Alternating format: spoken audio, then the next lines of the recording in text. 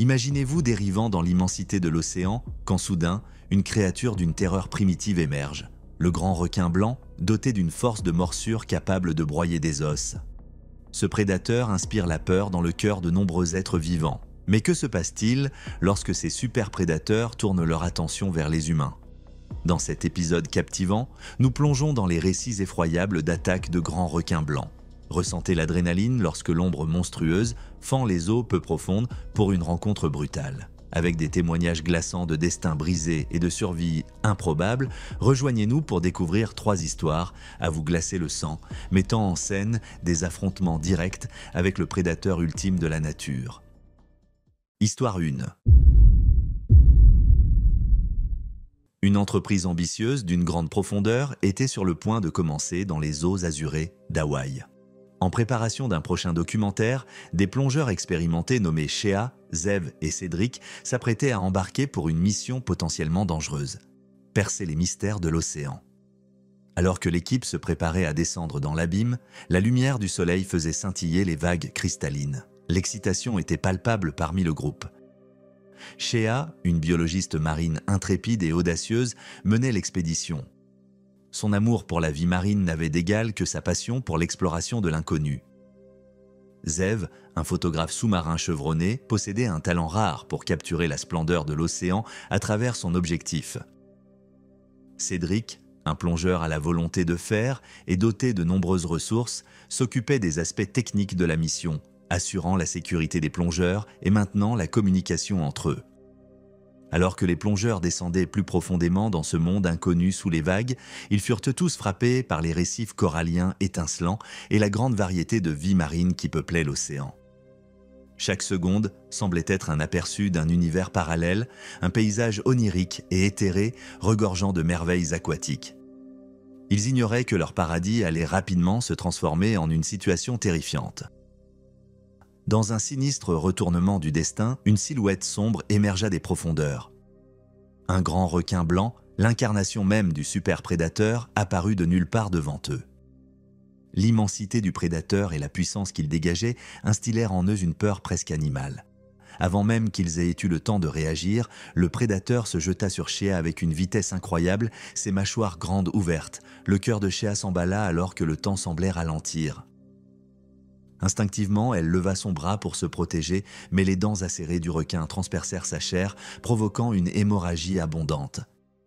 Elle hurla de douleur, tandis que la bête la secouait comme une poupée de chiffon, continuant à lui infliger des blessures. L'eau prit une teinte rouge sang, alors que la créature lançait une attaque implacable, mordant sauvagement la tête et le cou de Shea avec une brutalité extrême. Zev et Cédric réagirent en une fraction de seconde, leurs instincts de survie prenant le dessus. Ils savaient que leur vie était en jeu et qu'ils devaient agir rapidement. Zev nagea vers la masse frénétique de dents et de fureur, poussé par une vague de courage alimentée par l'adrénaline. Il utilisa toute sa force pour repousser le museau de la créature, espérant détourner son attention du corps mutilé de Shea.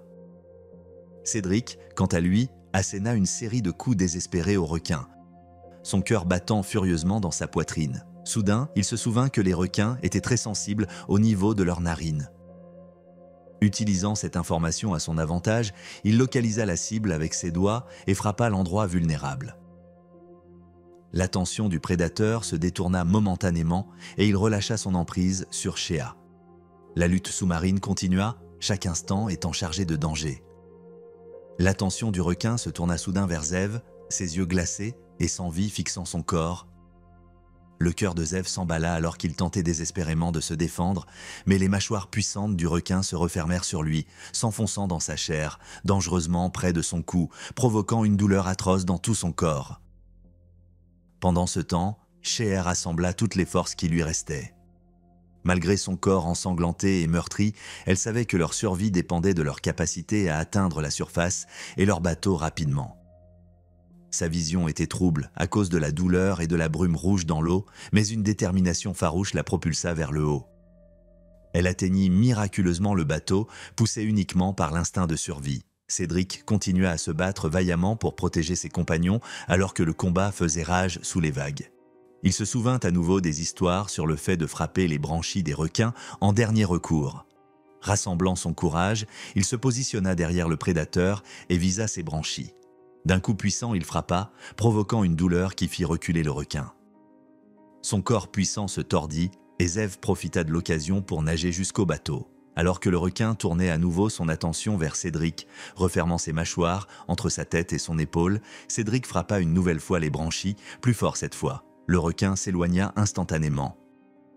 Malgré la douleur intense qui parcourait chaque fibre de son être, Cédric, rassemblant toute sa volonté, saisit précieusement la chance qui s'offrait à lui et se mit à nager avec une détermination farouche en direction du bateau, son cœur battant à un rythme effréné, mêlant une peur viscérale et un sentiment de triomphe naissant. Alors qu'il émergeait lentement de l'eau, une traînée écarlate et sinistre se formait derrière lui, marquant son passage, tandis que son corps, meurtri et couvert de blessures profondes, témoignait silencieusement de l'horreur de l'affrontement qu'il venait de traverser. Jacques, qui était resté sur le bateau tout ce temps, fut horrifié par la scène. Sans perdre de temps, il mit le moteur en marche et se dirigea à toute vitesse vers les trois individus, son visage masqué par la terreur et la détermination. Alors que les plongeurs blessés étaient hissés à bord, il était clair que la lutte sous la surface les avait laissés gravement blessés. Jack serra fermement le volant alors qu'il dirigeait le bateau vers la rive. Il était évident qu'ils avaient besoin d'une aide immédiate. Chaque seconde comptait car les plongeurs nécessitaient des soins médicaux urgents pour leurs blessures. Shea, Zev et Cédric, ensanglantés et brisés, s'accrochèrent les uns aux autres, un mélange de douleur, de soulagement et de camaraderie indéfectible dans leurs yeux. Après leur épreuve terrifiante, ils furent soulagés de voir enfin la rive, un havre de sécurité. Les sirènes retentirent au loin, alors que les autorités prenaient conscience de la menace tapie sous les eaux calmes. Les plongeurs furent rapidement transportés à l'hôpital où les professionnels de santé s'occupèrent de leurs blessures avec soin et professionnalisme. Leur survie était un véritable miracle, un témoignage de l'endurance humaine face à des difficultés insurmontables. Leur lien se renforça alors qu'ils soignaient leurs blessures et se remettaient de cette expérience partagée d'avoir affronté la créature la plus dangereuse du monde naturel. Ils comprirent que leur voyage était loin d'être terminé, tant sur le plan de la récupération physique que de leur mission continue pour percer les mystères de l'océan qui avaient failli leur coûter la vie. Dans le sillage de l'attaque, les autorités se mirent à la recherche du grand requin blanc, conscientes du danger qu'il représentait pour les nageurs et les vacanciers. L'incident servit de rappel brutal de la nature sauvage et indomptée de l'océan, un rappel que le danger pouvait se cacher juste sous la surface d'une beauté à couper le souffle. L'histoire de l'évasion miraculeuse des plongeurs se répandit loin et large, un témoignage de la force humaine et de l'esprit indomptable de l'exploration. Leur expédition dans les profondeurs de l'océan avait pris un tournant inattendu, mais leur détermination à révéler les mystères de la mer restait inébranlable.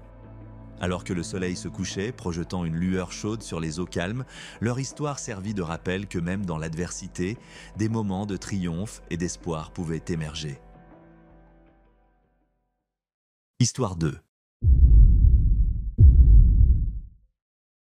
Alors que Néo, un garçon espiègle de 14 ans, se tenait debout dans les eaux scintillantes de la plage, le soleil peignait le ciel de la Floride avec des teintes chaudes d'orange et de rose. Il était impossible pour lui de résister à l'envie de faire une farce à sa mère, Yasmine. Avec un sourire malicieux, il commença à éclabousser l'eau autour de lui, prétendant être attaqué par une créature marine invisible. Yasmine, une femme à la volonté forte et au cœur rempli d'amour pour son fils, roula des yeux mais ne put s'empêcher de rire des pitreries de son enfant. Elle aimait profondément son fils. « Néo, tu es vraiment insupportable !» cria-t-elle en secouant la tête, feignant l'exaspération. Yasmine joua le jeu, faisant semblant de ne pas être impressionnée alors qu'elle se prélassait sur le sable. Pendant ce temps, Néo continua ses pitreries, prétendant être aux prises avec un féroce prédateur. Cependant, ses instincts maternels restaient en alerte. Elle gardait un œil vigilant sur son fils pendant qu'il s'adonnait à ses aventures. Puis, soudainement et avec une force immense, Néo sentit une puissante traction à sa taille. La panique l'envahit alors que la réalité s'abattait sur lui comme une vague. Il fut entraîné dans l'eau à une vitesse incroyable et avant qu'il ne puisse comprendre ce qui se passait, le monde autour de lui devint un tourbillon d'eau agitée et de pression écrasante. Yasmine, qui avait d'abord été dupée par les pitreries de Néo, ne pouvait pas en croire ses yeux lorsqu'elle vit son fils être entraîné sous la surface de l'eau. L'ambiance légère et joyeuse se transforma en un instant en une scène tendue et chaotique. La tête de Néo émergea brièvement de l'eau, ses mains agrippant désespérément l'air pour demander de l'aide. Yasmine fut momentanément paralysée par le choc, observant son fils faire des gestes frénétiques, les yeux écarquillés par la peur. Puis, un tourbillon de sang et de mouvements violents apparut à la surface de l'eau. Les autres personnes sur la plage furent de plonger dans un état de désarroi. Certains crièrent de terreur, tandis que d'autres cherchaient frénétiquement leur téléphone pour appeler les secours. La réalisation frappa Yasmine comme un tsunami. Son cœur battait la chamade alors qu'elle comprenait que son fils était en réel danger, confronté à une menace bien loin des blagues et des farces. Les cris agonisants de Néo résonnent dans l'air, créant une symphonie déchirante de terreur et de douleur. L'océan prit une teinte rouge sang alors que le grand requin blanc déchirait sa jambe gauche, déchirant muscles et os avec ses puissantes mâchoires. Alors que Néo luttait désespérément pour maintenir un semblant de conscience, sa vision commença à se brouiller progressivement, les contours de son environnement devenant de plus en plus flous et indistincts, tandis que le monde autour de lui semblait tournoyer de manière vertigineuse, comme s'il était pris dans un tourbillon incontrôlable. L'attaque implacable du requin, loin de faiblir, se poursuivit avec une intensité terrifiante, déchirant la chair et infligeant des blessures d'une brutalité inouïe. Laissant Néo meurtri, brisé et submergé par une douleur qui semblait ne jamais devoir s'arrêter. La voix de Yasmine s'éleva parmi les cris, un appel désespéré et déchirant à l'aide. Au milieu de la confusion, 2 sauveteurs, responsables de la sécurité de la plage, passèrent à l'action.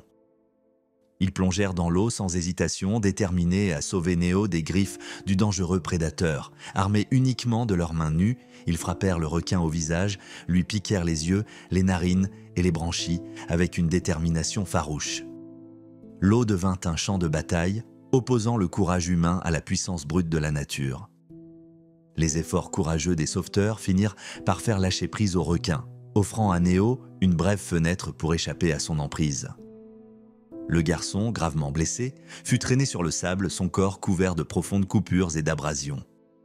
Alors qu'ils attendaient l'arrivée de l'ambulance, les sauveteurs appliquèrent rapidement une pression sur les blessures de Néo. Le cœur de Yasmine se serra alors qu'elle contemplait son fils bien-aimé, pâle et fragile, sa vie ne tenant qu'à un fil. Cela lui déchira le cœur. Un secouriste expérimenté parmi les sauveteurs commença la réanimation cardio-pulmonaire, RCP. Chaque compression était une prière pour la survie de Néo, chaque insufflation, un espoir ardent que son jeune cœur continue de battre. Le temps sembla s'étirer et Yasmine sentit que le monde entier retenait son souffle avec elle. Le son déchirant de la sirène de l'ambulance se fit entendre alors qu'elle arrivait sur les lieux. Les paramédics prirent le relais du combat pour la vie de Néo, leurs mains expertes continuant la lutte. Après de longs et minutieux efforts, les secouristes parvinrent finalement à stabiliser l'état de Néo, dont les blessures graves nécessitaient une intervention médicale urgente. Une fois son état jugé suffisamment stable pour être déplacé, ils le transportèrent avec une extrême précaution vers l'ambulance qui attendait non loin de là, prenant soin de le déposer délicatement sur un brancard afin d'éviter toute aggravation de ses blessures. Le cœur lourd d'une inquiétude mêlée d'impuissance, Yasmine, immobile et les yeux rivés sur la scène, suivit du regard le véhicule médical qui s'éloignait à vive allure, ses feux clignotants illuminant la plage désormais plongée dans un silence pesant et une atmosphère sombre, comme si la nature elle-même retenait son souffle après cette tragédie. Les heures passèrent comme une éternité alors que Yasmine attendait dans la salle d'attente stérile de l'hôpital, entourée par le bip des machines et le murmure des conversations étouffées. Le temps lui sembla flou et elle perdit toute notion de son écoulement. Sa tête était envahie de pensées, de souvenirs du rire contagieux de Néo et de son énergie sans limite. Puis, une porte s'ouvrit et un médecin, fatigué mais l'air optimiste, entra. Les mains de Yasmine tremblaient alors qu'elle se levait, son cœur semblant vouloir sortir de sa poitrine. « Il est stable », annonça le médecin, un petit sourire sincère aux lèvres. « C'est un combattant, ce jeune homme. Il s'en sortira. » Alors que le poids de l'angoisse quittait les épaules de Yasmine, un immense soulagement l'envahit et des larmes coulèrent sur ses joues. Néo avait survécu à l'impensable, défiant les probabilités et prouvant la force de l'esprit humain face à un danger inimaginable. Les semaines suivantes furent un véritable tourbillon de douleurs, de progrès et de rechutes pendant la convalescence de Néo. Ses blessures se transformèrent peu à peu en cicatrices, racontant l'histoire de son courage et de sa résilience. La plage, autrefois lieu de jeux insouciants, devint un symbole à la fois de danger et de triomphe. La cicatrice sur sa jambe servait de rappel constant de tout ce qu'il avait enduré et surmonté. C'était une marque de courage, un insigne d'honneur qu'il portait avec fierté, embrassant la vie avec une détermination renouvelée.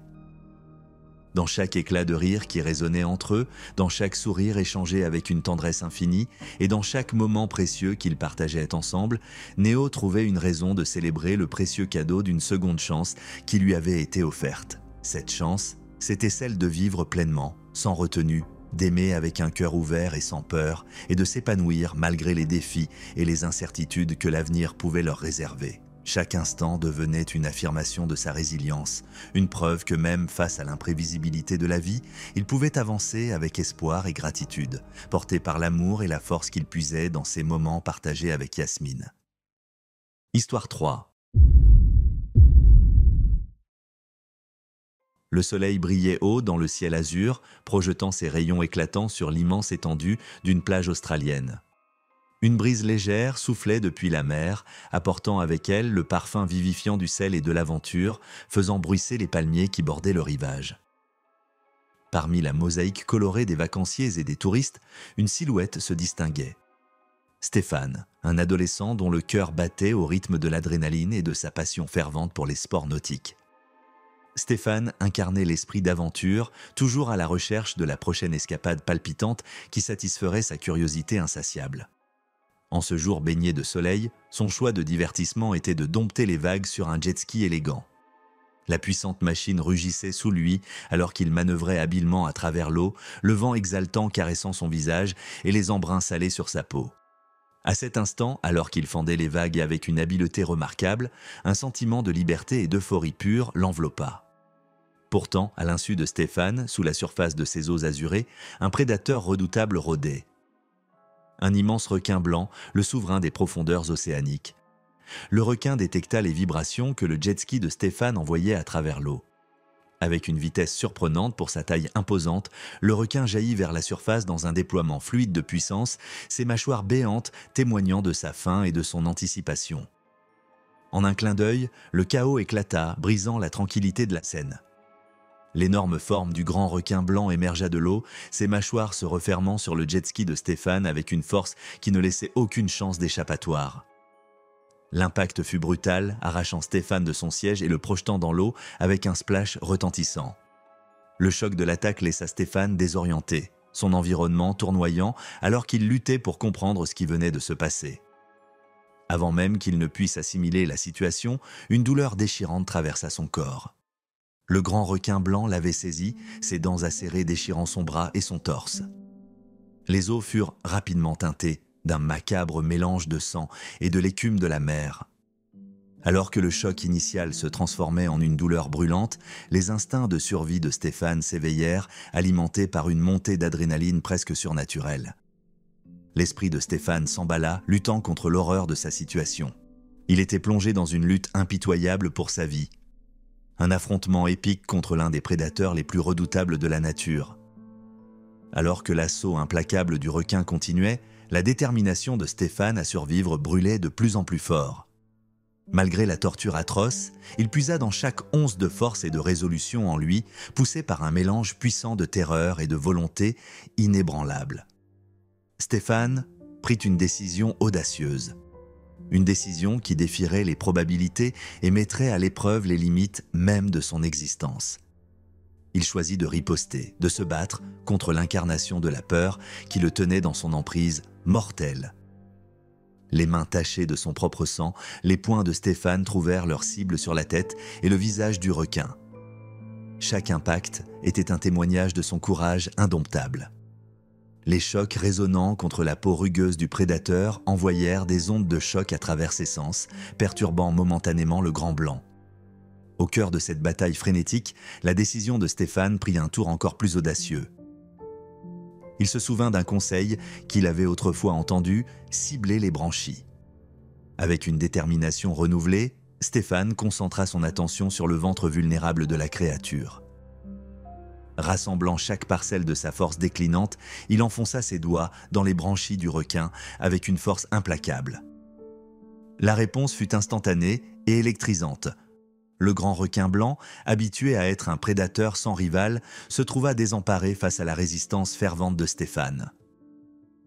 La douleur causée par l'attaque des branchies résonna à travers les sens du requin, ébranlant ses instincts prédateurs. Dans un mouvement spectaculaire, le requin se tordit et se contorsionna, son emprise sur le corps fragile de Stéphane s'affaiblissant progressivement.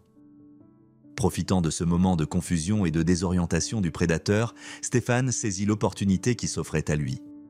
Ignorant la douleur lancinante qui parcourait son corps, il se propulsa loin de la créature, chaque mouvement de nage étant une affirmation défiant son esprit indomptable. Alors que l'eau tourbillonnait autour de lui, mélange grotesque de son propre sang et de l'étreinte de la mer, Stéphane nagea avec l'urgence d'un cœur en feu. Le rivage semblait agonisant de distance, mais sa détermination restait inébranlable. Ses respirations laborieuses et le rythme de ses mouvements résonnaient à ses oreilles. Enfin, après ce qui semblait une éternité d'efforts, les doigts de Stéphane touchèrent la solidité bienvenue du fond sablonneux. Rassemblant ses dernières forces, il avança jusqu'à ce que son corps s'effondre sur le rivage. L'épreuve était terminée, mais la bataille, à bien des égards, ne faisait que commencer. Les cris de douleur de Stéphane résonnent le long de la plage, atteignant les oreilles des autres vacanciers qui se précipitèrent à son aide. Dans un tourbillon d'urgence frénétique, ils formèrent une équipe de sauvetage improvisée, le transportant en sécurité tout en appelant les services d'urgence. Stéphane gisait sur le sable, son corps devenu une toile de douleur et de blessures, chaque trait de son visage portant les stigmates de sa lutte acharnée. Alors que la transition de la plage à l'hôpital se brouillait dans le bruit des sirènes et le flot de visages inquiets, les blessures de Stéphane se dressaient comme une réalité brutale. Pourtant, au milieu de la douleur et de l'incertitude, son esprit refusait d'être brisé. Il avait regardé s'enflancher dans l'abîme de la mort et, par la seule force de sa volonté, en était sorti triomphant. Un témoignage de la résilience de l'esprit humain face à l'abîme. Le chemin vers la guérison de Stéphane fut une véritable odyssée. Un long et ardu parcours marqué par de multiples chirurgies visant à réparer les dégâts considérables infligés par les mâchoires du grand requin blanc. La douleur physique n'était qu'une couche du défi, les cicatrices émotionnelles étaient tout aussi profondes. Les cauchemars de cette rencontre terrifiante envahissaient son sommeil et le doux murmure des vagues de l'océan portait désormais une résonance inquiétante et obsédante.